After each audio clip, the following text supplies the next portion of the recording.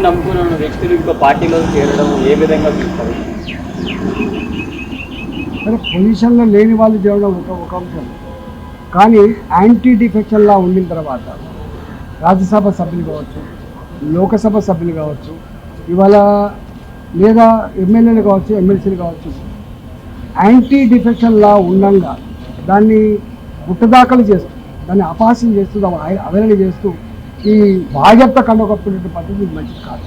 కేసీఆర్ గారు గతంలో వారు కూడా చేసింది ఇదే పని, కానీ వారు 18 మంది ఎమ్మెల్యేలు ఉంటే 12 2/3 ఎమ్మెల్యేలు చేతికొచ్చేంత వరకు బయటికి తెలియలేదు. లోపల మాట్లాడుకున్నాడు, మాట ముచ్చట అయిపోయింది, కానీ వాళ్ళు ఎవరు జైలు కాలేదు. కానీ 12 మంది సంపద వచ్చినట్టు చేయలేదు. కానీ ఇక్కడ కాంగ్రెస్ పార్టీ 39 మంది ఎమ్మెల్యేలు ఉన్నటువంటి టీఆర్ఎస్ పార్టీలో 26 మంది వస్తేనే ఇవాళ యాంటీ డిఫెక్షన్లా అట్రాక్ట్ కాదు. కానీ ఏ ఎమ్మెల్యేకి ఆ ఎమ్మెల్యేని కనుగప్పి ఇప్పటికే 5 మందిలో 6 మంది తీసుకున్నారు అంటే బరిదగించిన పని అన్నట్టు. చట్టం ఏం చేస్తుంది? స్పీకర్ మా వాళ్ళే ఉన్నారు, మా స్పీకర్ ఉండగా మీ సభ్యత్వాలు పోవాలని మాట చెప్తున్నారు. ఇది మంచిది కాదు. డెఫినెట్గా చట్టం సుప్రీంకోర్టు ఉంటుంది, హైకోర్టు ఉంటుంది.